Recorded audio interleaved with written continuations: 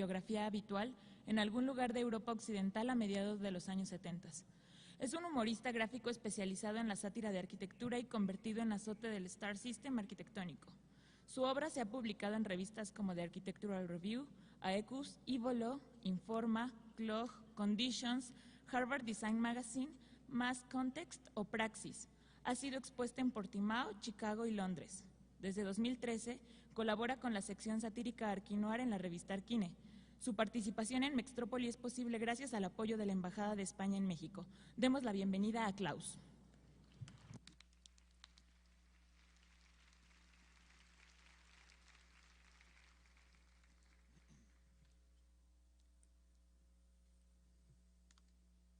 ¿Se me oye? ¿Sí? Si se me oye, mueve la cabeza, por favor. ¿Se me oye? Sí. Bien. Bueno.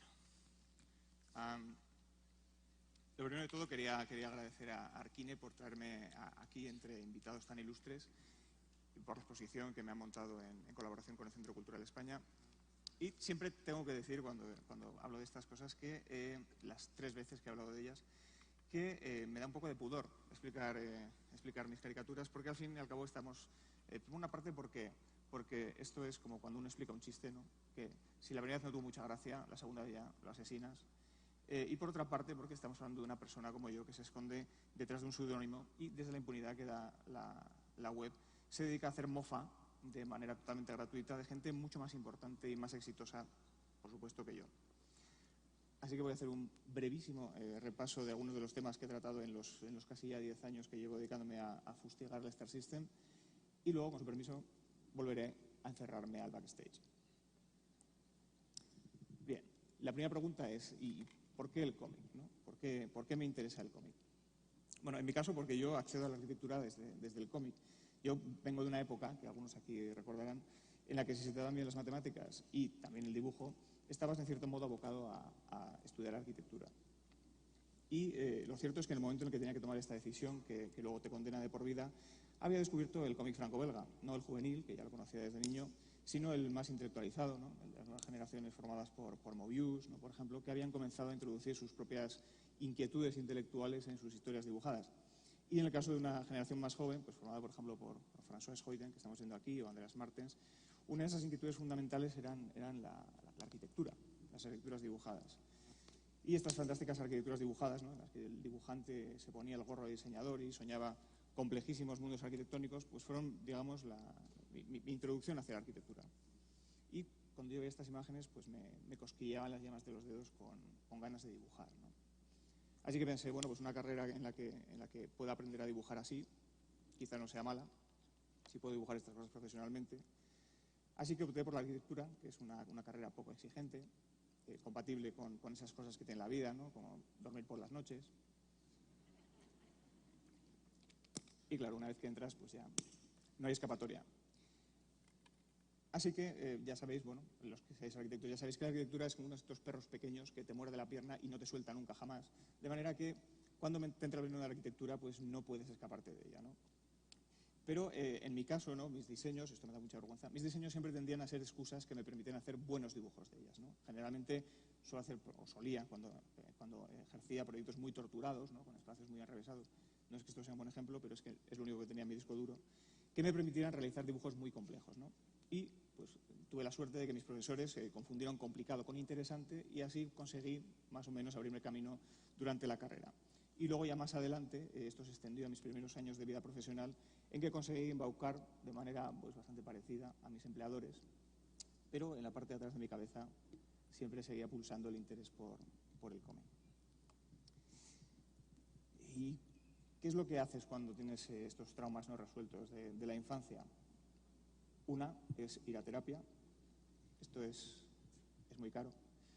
Otra, como es mi caso, es dedicarte al mundo académico, que es un lugar, ¿no? cuya función fundamental es transformar las obsesiones personales en materia de estudio colectiva.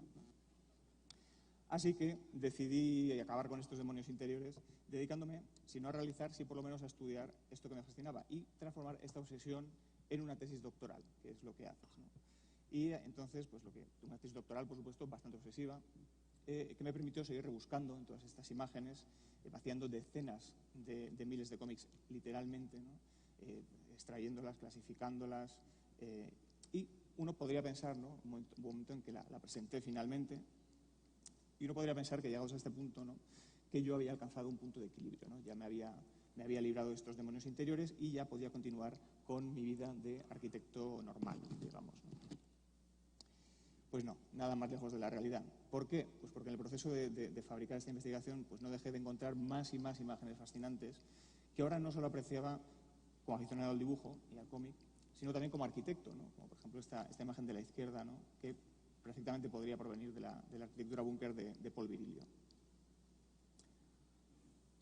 ¿Cómo afronto esto? Bueno, lo cierto es que ya antes de toda esta investigación ya había intentado compatibilizar profesión y cómic tímidamente. No tengo la disciplina para comprometerme a proyectos a largo plazo. Así que me decidí por hacer tiras cómicas, que es un lugar intermedio, ¿no? Y en mi caso en la forma de una tira que se llamaba El Corbu, que se publicaba en una revista local de arquitectura y que se centraba en las penurias de un joven arquitecto que comenzaba en la profesión, ¿no? De sus relaciones con los clientes, que en general suelen ser, bueno, pues como este personaje de la derecha, por lo menos en la zona en la que vivo yo, en la que lo más difícil es venderle un lenguaje abstracto a alguien que quiere quedaros una casa con cubierta a dos aguas. Pero también me reía un poco de nuestras propias ridiculeces, ¿no? Estos complejos de arquitecto que tenemos a veces. Lamentablemente, pese a que esto era muy divertido, la revista falleció y la tira tuvo que parar con apenas unas decenas de entregas y otras 100 nunca terminadas que tengo en un cajón en mi estudio. Y he de decir que esta en realidad no era la primera vez. O sea, la tira en realidad había nacido en otra revista que también desapareció, aunque en este caso por defunción del dueño.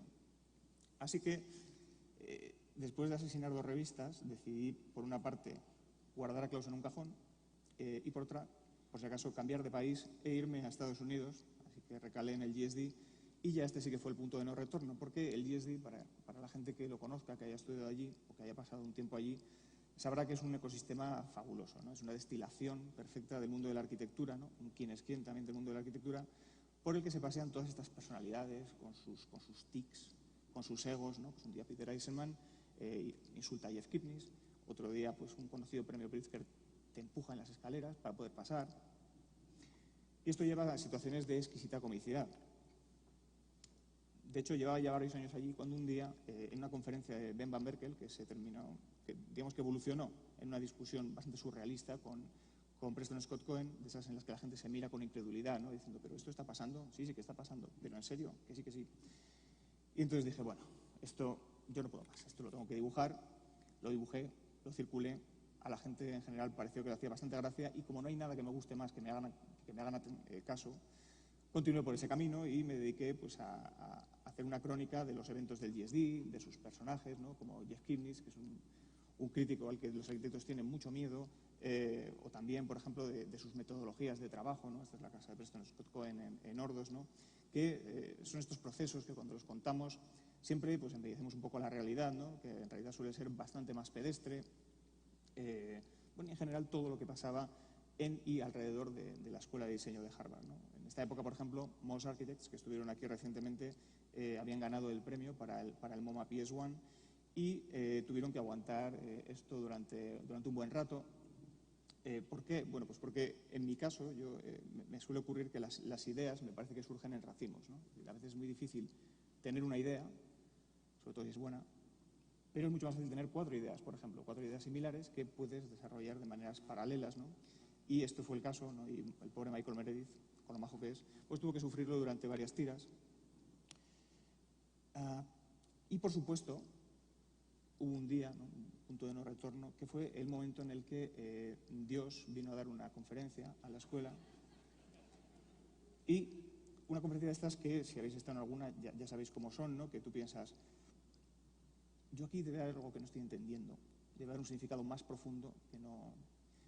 Creo que no lo había y la gente en general pues, comentó sobre esta conferencia, así que decidí hacer una viñeta lo más rápido que pude y esta silla salió de los límites de la escuela y comenzó a aparecer en blog de arquitectura y no sé si he dicho que me gusta mucho que me hagan caso, así que decidí, como además había decidido pues, poner fin a mis días en Estados Unidos, pensé, bueno, quizás sea el momento de ampliar un poco el punto de mira, ¿no? Y en aquel momento acababan de pasar dos cosas, ¿no? Por una parte, fueron las elecciones en Estados Unidos, las primeras que ganó Obama. Qué tiempos, ¿eh? Y por otra, el señor K había comenzado su carrera tímidamente en el mundo de la moda gracias a su atractivo físico, y pensé, aquí hay un... Ah, este es el chiste que ha hecho gracia, ¿eh? Vale, ya veo por dónde tengo que seguir. Y pensé, aquí hay un chiste esperando a ser contado. Así que me senté a pensar y a pensar, pero pasado un rato no se me había ocurrido nada, así que decidí tirarme a lo fácil y hacer lo más evidente, ¿no? Por alguna extraña razón, a la gente parece que le hizo gracia, así que decidí seguir ordeñando la vaca.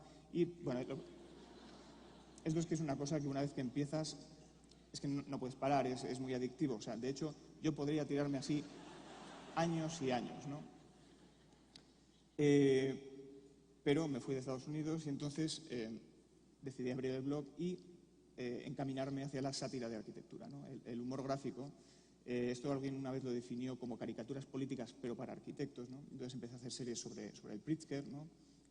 Sobre los que lo han obtenido, sobre los que parece que nunca lo van a obtener. También en algunos casos pues las nuevas incorporaciones del lejano oriente, o por ejemplo también los posibles futuros nominados al premio, ¿no? En algunos casos tendremos que darnos prisa para que no ocurra otra vez lo de Fray Otto.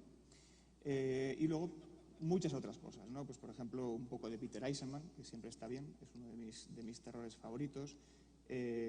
Bastante más de Rainer Banham, que en este caso ya es un interés que bordea casi la obsesión, ¿no? Lo que no quiere decir, por otra parte, que pese a mi obsesión, esto haga que lo trate con más cuidado, ¿no? Esta es una tira que se llamaba Banham Style. Este chiste yo creo que ya no se entiende.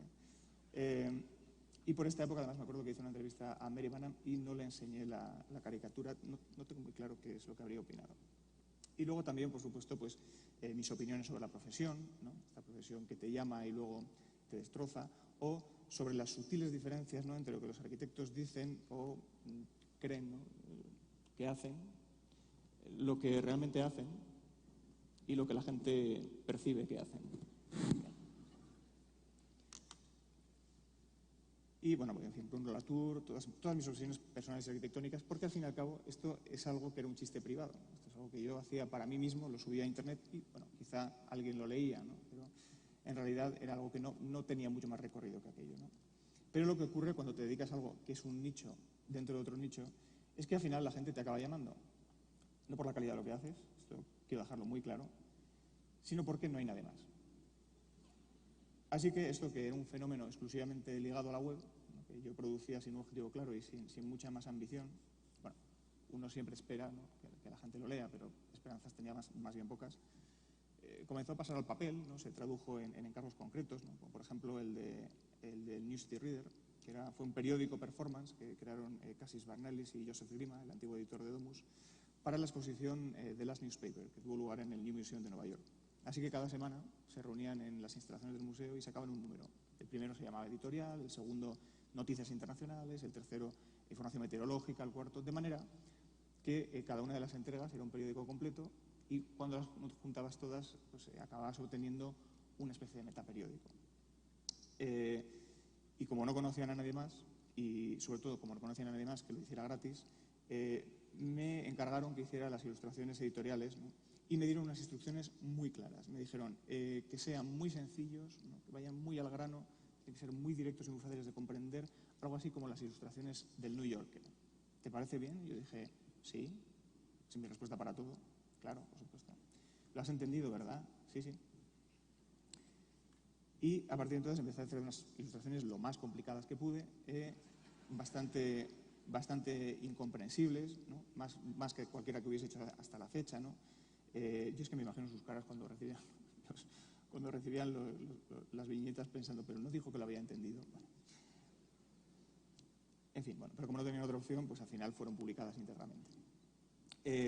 Pasado esto, encontré un lugar en el que sí que me pagaban, que fue la sección Numerus Clausus para la revista Cube, que comenzó como una crónica de la última hora de la arquitectura, ¿no? De lo que pasó anteayer, en el que siempre empezaba con un recorte de una noticia publicada en otro medio, y en la que pues, al principio comencé hablando pues, desde los establos estos que hacen Herzog y Merón para el arte, hasta pues pues no sé, el Metropol Parasol de Jürgen Mayer en Sevilla, la construcción de The Shard en Londres de Renzo Piano, luego, no sé, el Walkie Talkie que construyó Rafael Viñoli en Londres y que, si lo conocéis, hace unos años, por la inclinación de la fachada, cuando incidía el sol, que en Londres no incide mucho, pero cuando incide, digamos, derretía los coches que están aparcados en la calle, ¿no? Pero luego, en poco tiempo, esto tomó la ruta habitual y se convirtió en un espacio en el que daba rienda suelta a todo aquello que me apeteciera dibujar, ¿no? Pues desde un Marte, esto fue en la época en la que la Mars One comenzó a tener más ímpetu, desde un Marte, pues, por ejemplo, que estuviera tomado por los especuladores inmobiliarios que venían de Dubái, o, no sé, la Acrópolis de Atenas transformada en un auténtico, ¿no?, en un enorme casino por Sheldon Adelson, ahora que Eurovegas en Madrid no se iba a construir, ¿no?, pues que hiciera un Arqueovegas, por ejemplo. En fin. También otro de los trabajos que me encargaron fue las entregas de la sección Interchange, que se publican en la revista 10, que también ha desaparecido, que estas ya sí que me resultaron un poco más problemáticas, porque en este caso se trataba de hacer caricaturas más amables, ¿no?, de un Star System emergente, ¿no?, formado por jóvenes arquitectos de unos 40 años, ¿no?, y que, claro, esto con mi historial me creaba, pues, algunos problemas de conciencia, porque a mí lo que me gusta es criticar, y claro, estas caricaturas tienen que ser más amables, ¿no? Ah, mira, este de la derecha viene aquí a hablar después de comer. Bueno. Paradójicamente, ¿no?, el hecho de que tuviera una menor implicación emocional con estas caricaturas hizo que, seguramente, pues, algunos de estos dibujos fueran probablemente de los mejores dibujos que había hecho hasta la fecha, lo que no quiere decir mucho, pero para mí tenía un cierto interés, ¿no? Pero bueno, al final sí que conseguí, por lo menos cuando lo publicamos en libro, conseguí compensarlo vistiendo a Jürgen Mayer de Alicia en el País de las Maravillas, que es una cosa que siempre da mucha satisfacción, ¿no? Y, por supuesto, Arquine, con la que llevo colaborando estos últimos años, con la sección Arquinoir, y en la que no solo me invitan y me organizan exposiciones, sino que además publican todo lo que les envío.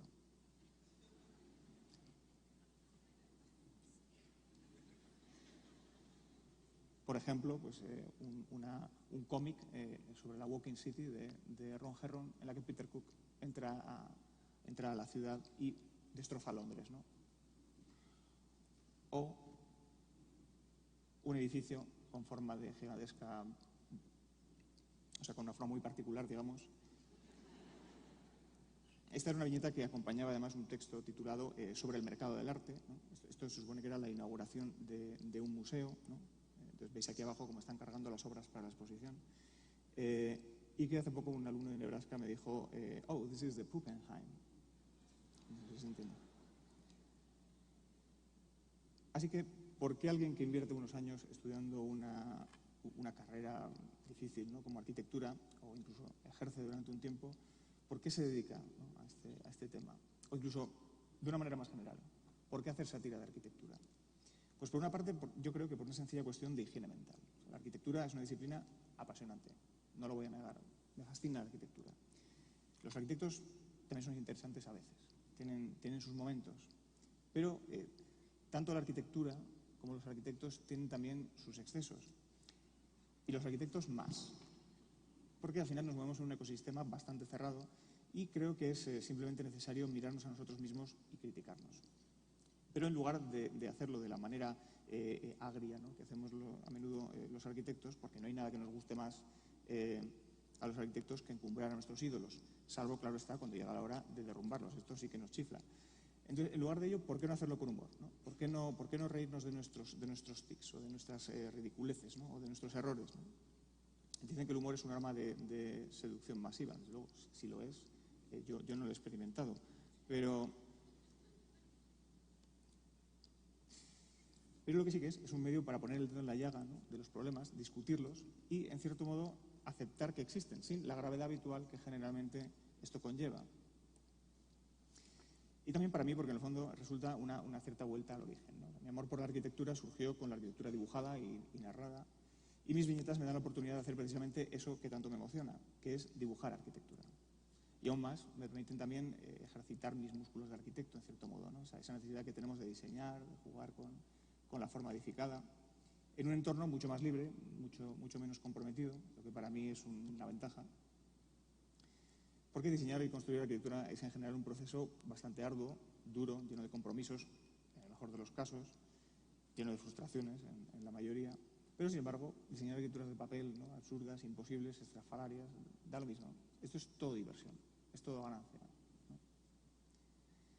Y lo que es más, también es un método fantástico para la generación de nuevas ideas, ¿no? El cómic lo es, esto está claro, ¿no? Y hay arquitectos como Jiménez Lai, ¿no?, que ilustran esta habilidad del cómic para servir, digamos, de crisol en el cual gestar nuevas ideas de arquitectura.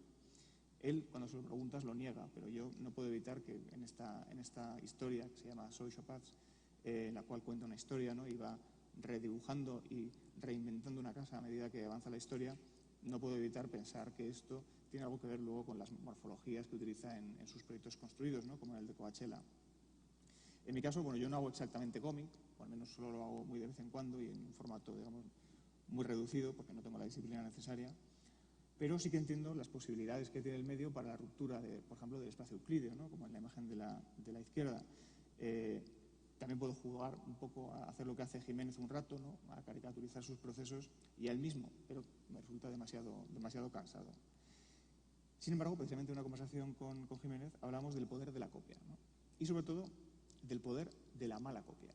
Porque si tú copias algo lo suficientemente mal, se convierte en una cosa diferente. De manera que copiar mal es una gran manera de que aparezcan nuevas ideas, ¿no? Y en el caso de la caricatura, estamos hablando de este mismo proceso, pero hecho a posta, y únicamente requiere un poco de habilidad y luego un bastante de maldad.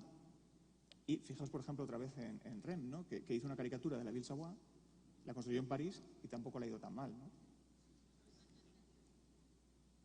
Pero volviendo a los valores de la sátira ha sido históricamente un medio de discusión teórica muy eficiente, ¿no? O sea, desde Piranesi, ¿no?, hasta Ivor the Wolf, por ejemplo, ¿no? Sátiras de arquitectura se han convertido en manera de discutir problemas teóricos serios, ¿no?, a base de simplemente presentar, ¿no?, sus problemas en una manera exagerada, ¿no? Y en mi caso se da la paradoja de que si en un principio yo me inventé la personalidad de Klaus para evitar que contaminara mis actividades más o menos serias, ¿no?, académicas y profesionales, a partir de un determinado momento se invirtieron las tornas y fue como Klaus que comenzaron a encargárseme, ¿no?, junto con las viñetas, textos reflexionando sobre diferentes aspectos de la profesión o de la propia realidad arquitectónica, ¿no? A veces, por ejemplo, ¿no?, una reflexión satírica, pero una reflexión al fin y al cabo sobre los proyectos del 9/11, ¿no?, los proyectos del Ground Zero en Nueva York, o, por ejemplo, la evolución de la profesión en este momento en el que se está convirtiendo en algo que ya fue, ¿no?, que es en un show, ¿no?, en el que los arquitectos hablan de sí mismos y que se ha visto potenciado por la época digital, o también lo que acabo de comentar, ¿no?, las posibilidades del cómic, de la caricatura, ¿no?, como método de generación formal. Y esto ocurre de manera especialmente notoria en Arquine, donde la sección Arquinoir está compuesta de viñetas y textos, inseparables ambos, en los que la sátira me permite hablar, pues, de múltiples aspectos de la historia y la teoría de la arquitectura, nuevamente Rainer Banham, desnudo otra vez, con una libertad que hace que muchas veces me parezcan más claros y más certeros que mis escritos académicos firmados con mi propio nombre, lo cual es a la vez gratificante y también un poco frustrante, ¿no?, deprimente incluso. Pero, entonces, muy pronto, y esto es una cosa interesante, descubrí que cuando escribía como Klaus, vamos a volver aquí, que cuando escribía como Klaus lo hacía con una voz diferente. Y esto hacía que se me ocurrieran ideas diferentes de las que se me ocurren generalmente cuando hablo como yo, digamos. Y que son ideas que nunca me habrían llegado a la cabeza si siguiera mis patrones de pensamiento habituales, ¿no? Lo cual es una de las razones por las que mantengo todavía vivo a Klaus, pese a que cada 2 meses decido acabar con él, ¿no?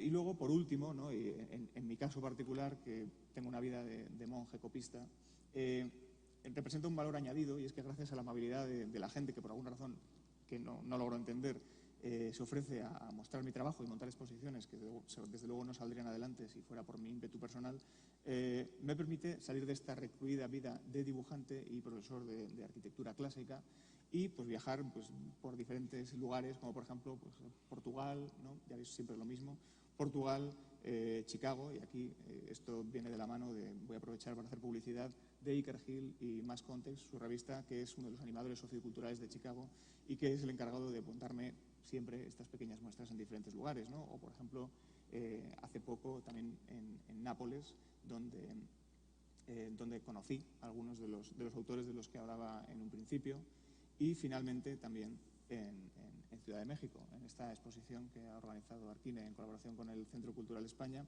y que podéis ir a visitar hasta junio. Así que termino como empezaba y regalándoos 7 minutos, aprovechad este tiempo, termino como empezaba dándoos muchas gracias.